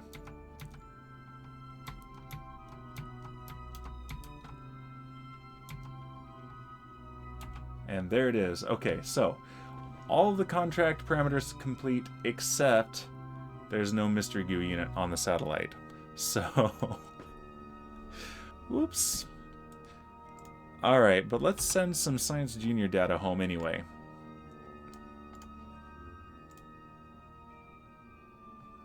Yeah. We won't get everything because we won't have physical samples to hand off to our scientists, but we can transmit what we can observe with the sensors in the experiment. So yeah, it's again telling me it would be fun to paint the rocket with it. At this point, maybe I will. So transmit data. All right. And there it is, 29 science added. What have we got now? 182. Okay, so that, hilariously though, might be enough. So let's head back to the Space Center. Let's leave that rocket there. It at least is acting as a communications relay, so it's not nothing.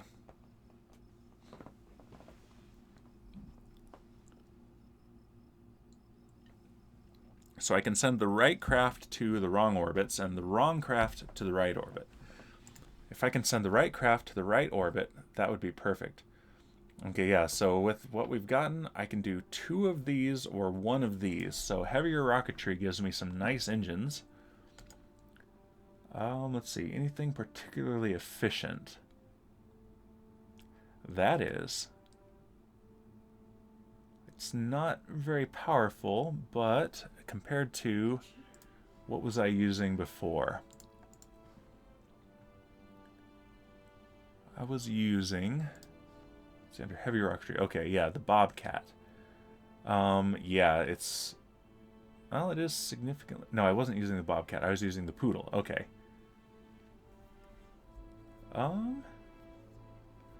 Thrust is 250 kilonewtons versus 125 kilonewtons and a tiny bit more efficiency. So that's not amazing. Okay, but this one, it's a little bit less efficient, but it has 50 more kilonewtons of thrust. And this one, ooh, the mainsail. Okay, there's a main stage engine for you. Alright, so what else can I get? Actuators gives me the advanced grabbing unit, so I can go and just attach the claw to Jebediah's spacecraft. Advanced fuel systems gives me some nice big fuel tanks, which I don't need as much as engines. Landing, I don't particularly need. Let's see. Where is... Okay, the command modules. So this has the Mark III command pod. This is what I really wanted to open. But I don't have enough for this, and also the prerequisite of space exploration. So let's go ahead and go for heavier rocketry. Done. Alright, so let's see if I can do that mission again. And remember how I didn't save the rocket. Will it still be there? It will. Okay, perfect. Let's add a Science Junior to it.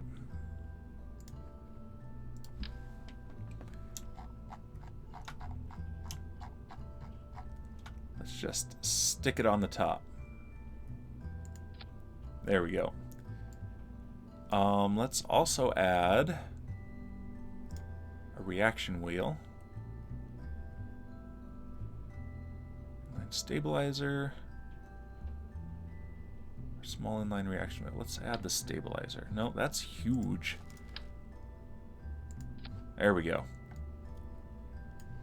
And we've got a bit of torque, so let's move this. Okay, perfect. Right there gives me the least amount of torque. Can I even improve it more?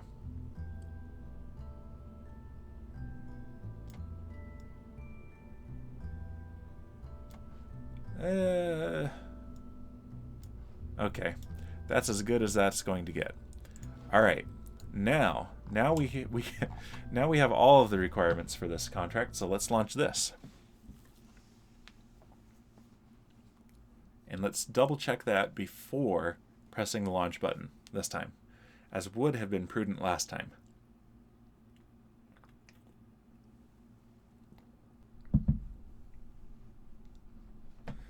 Okay, contract requirements. Have a Science Junior and a Mr. Goo unit. Awesome. Now we just need to get to that orbit. Is that a synchronous one? Yeah, nice. That's a synchronous orbit. All right. Let's turn on the lights. SAS on. Throttle up. And 5, 4, 3, 2, 1, launch. That is more smoke than I would expect from liquid fuel engines. This must be burning very fuel rich. Alright, let's get Ferram up. Let's look at our aerodynamics.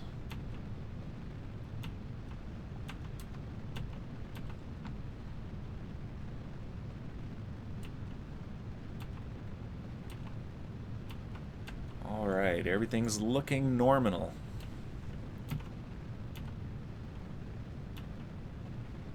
Punching through the clouds here, that's always fun. And vehicle is supersonic.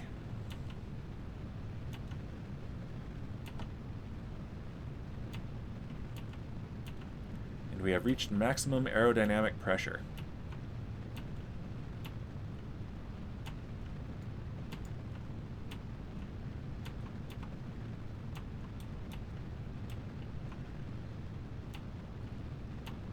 Yeah, that is an awful lot of smoke. Alright, we have booster cutoff and booster separation. There's our Korolev star again and the booms. I am so keeping that. That is perfect. Alright, let's get a more aggressive angle of attack here. In fact, let's head right down to 15 degrees. There we go. Pitching down to 15 degrees.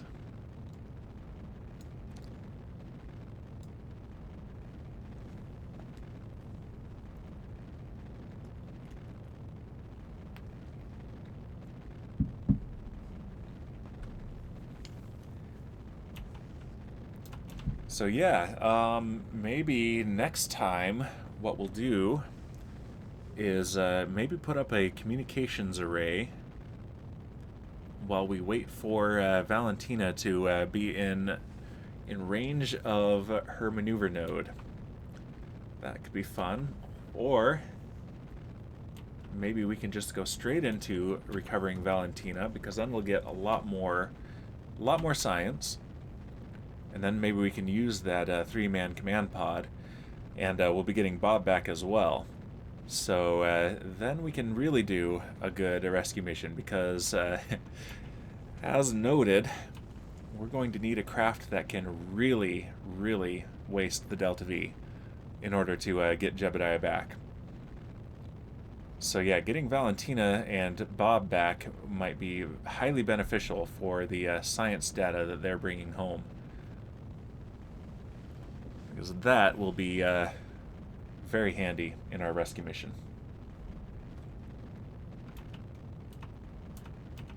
On the other hand, unexpected visit to Duna today, so that's nice.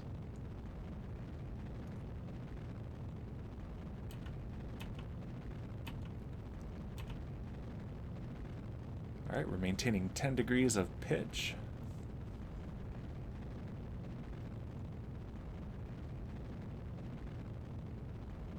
Yeah, it looks like this is going to be a much more efficient ascent profile again. Sorry, I bumped the mic there.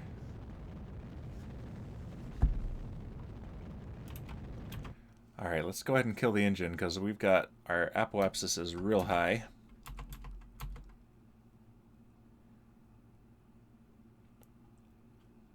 And we're wobbling all over the place there.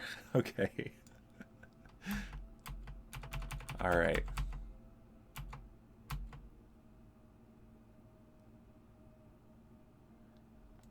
Now as we head to the day side, here we come on our apoapsis. Alright, and then with that inline reaction wheel, I have significantly more control. Let's actually oh, it's gonna be confetti deploy again. There we go. Oh, that's not good for Kessler syndrome. I have actually had a close encounter before in a different playthrough with a previous discarded stage. Okay. And main engine cutoff, stage separation, and second engine start. Didn't realize we were that close. There goes tumbling. And that's barely going to get captured by the atmosphere, so that's not going to stay in orbit, thank goodness.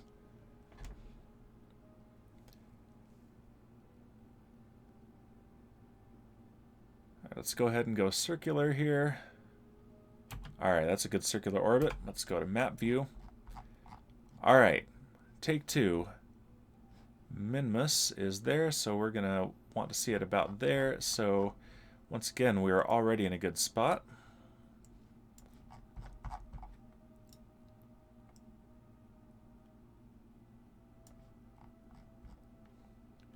That's an encounter with the moon. Okay, but we are not at the descending node, so yeah, that's not ideal. But I can make a course correction. Yep, let's go ahead and do it. We're already there, so yeah, let's just aim prograde. In fact, let's kill that and just watch our apoapsis approach Minmus.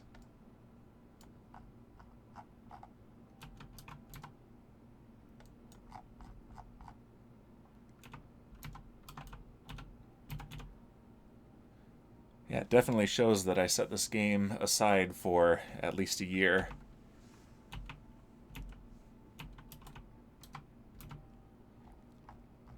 Still, if anyone says that I couldn't find retrograde, I will deny it.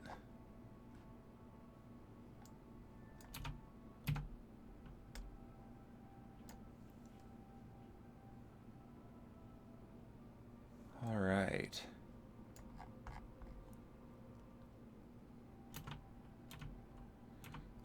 Looking good so far. And yeah, when we're about halfway there, I will adjust our inclination.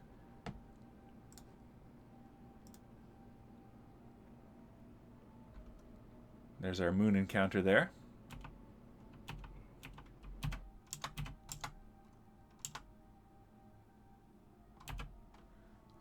right, so let's go ahead and get to about here.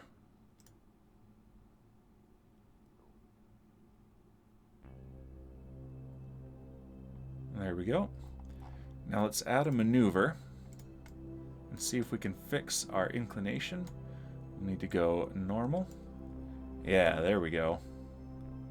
And that immediately gives us an encounter.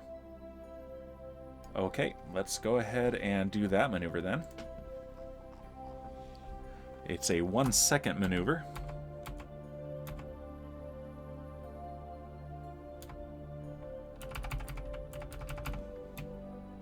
Alright, let's point towards it. And yeah, having that reaction wheel that's huge. Okay. Alright, I'm just going to point normal and watch our encounter happen. Let's pin the ascending node there.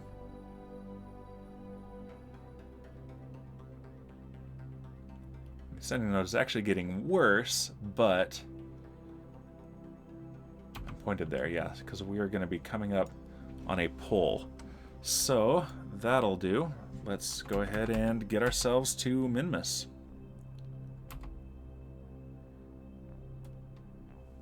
And I've got a little bit of leeway on time today since my wife has just taken the kids on an errand. I don't want to go too far over though. I really want to try to keep these to as close to 2 hours as possible. But if this mission goes a few minutes over, that's not going to be a big deal.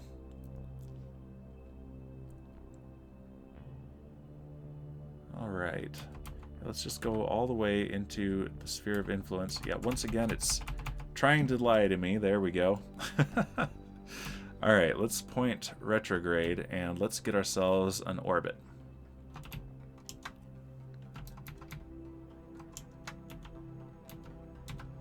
Full thrust.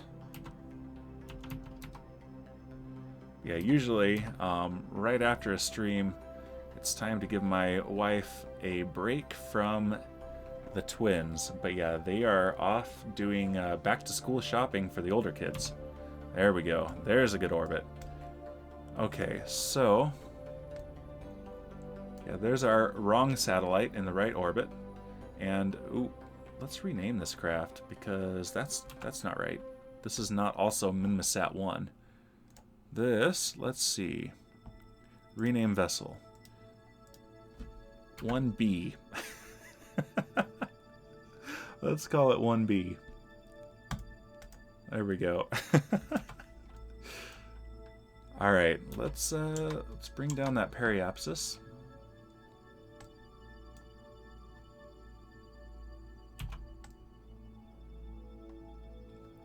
And I think yeah, right at that periapsis is going to be a good place. Let's see. There we go. So 248, 268. Okay, that's pretty good. All right, and right here at this descending node, we will want to adjust. Okay, let's pin that node. I'm pinning the opposite node because it's less cluttery and it doesn't particularly matter. One's negative, one's positive, but we want them both to be at 0. So if I add a maneuver here, and I want to go normal.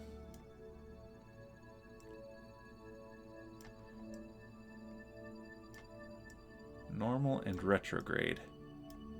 Otherwise I add too much energy to my orbit. And escape, as you just saw. And let's also add radial out. Okay, in one maneuver, I think I can do this. Yeah, that looks real good. Yeah, so prograde and retrograde will just change the distance of the opposite end of the orbit, whereas radial in and out will kind of rotate the orbit around an anchor point, and then normal and anti-normal will change the plane, so rotate it around here. So that will work pretty well. See, I remember some stuff from way back. Alright, that's in 4 days.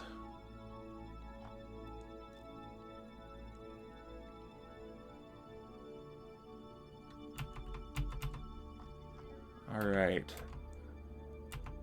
1 hour, 40 minutes, 30 minutes, 20 minutes, 10 minutes.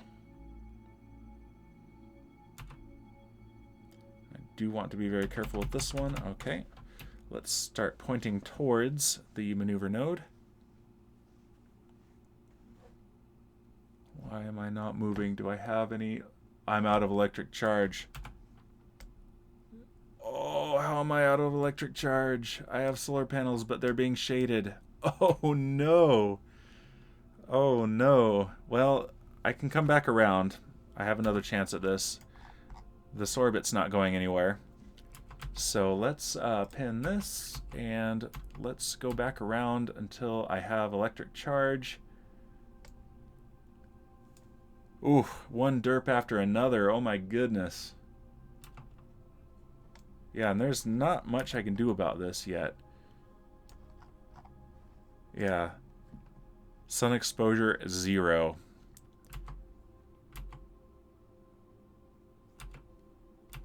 Okay, but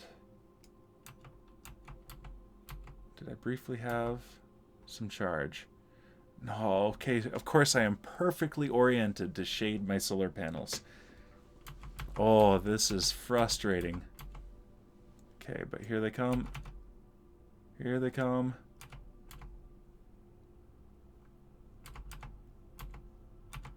All right, okay, and now I have electric charge. Okay.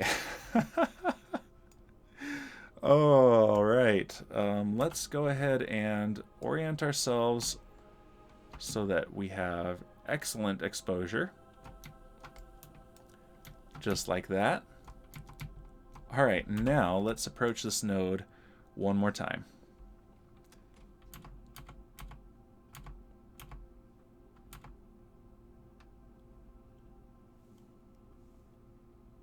I thought for a minute I had forgotten to do the fairing, but no, I'd done it. Okay. Now if I do this, okay. All right, perfect. Now I'm on the right orbit, so it will tell me exactly how long I have. Unfortunately, this isn't for an intercept with anything, so this is just to change the orbital parameters. There we go, 20 minutes.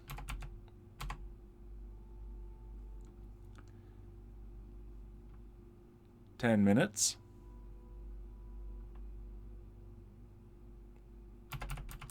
All right, now we have plenty of electric charge so that I can aim towards this. And I think at this point my panels are still exposed to the sun. All right, there we go. That's better.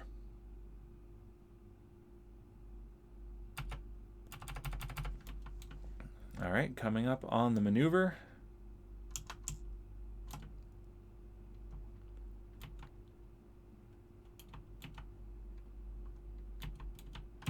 And there it is.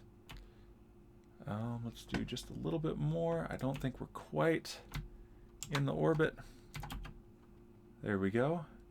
Reach the designated synchronous orbit. We're not in it yet. Okay, so we're slightly off. And I think the difference is the periapsis. 248, 258. Okay, yep. So if we, let's see, our apoapses. Okay, 467 versus 471. Neither of those are what? Okay, let's get rid of that. There we go. 469 versus 467. Okay, so let's burn slightly retrograde.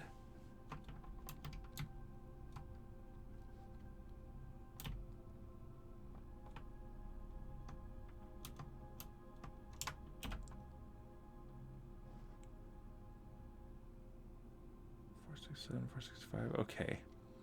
Yeah, I think the main difference is going to be lowering the periapsis just slightly. So let's warp to here. And I think this is going to be timed just right for the end of the stream, so that is fantastic.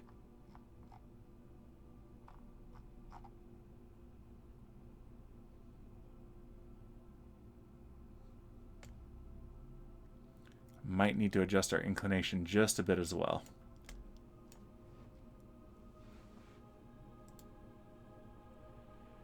Inclination of 27.7. Yeah, but also the longitude of ascending node is important.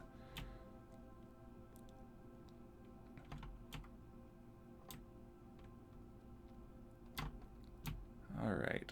Well, let's not overshoot it. Okay, so our periapsis height is 258. We need to lower that by 10 kilometers. All right, so very, very gently here. There it is. That's counting it. So let's just get closer. There we go. Okay, that's a successful contract there. Position a satellite in a synchronous orbit of Minimus. That gave us 18 science and 233,000 spaceos. Perfect. Okay, so we are ending on a success. I'm calling that a perfect mission, perfect stream. Let's not pay attention to that. We now have 3 Kerbals stranded in deep space. And not quite stranded. 1 is stranded. 2 have a chance to get home. And we'll need to do Rescue Mission Part 2 another time. So let's just see real quick who is streaming Kerbal Space Program.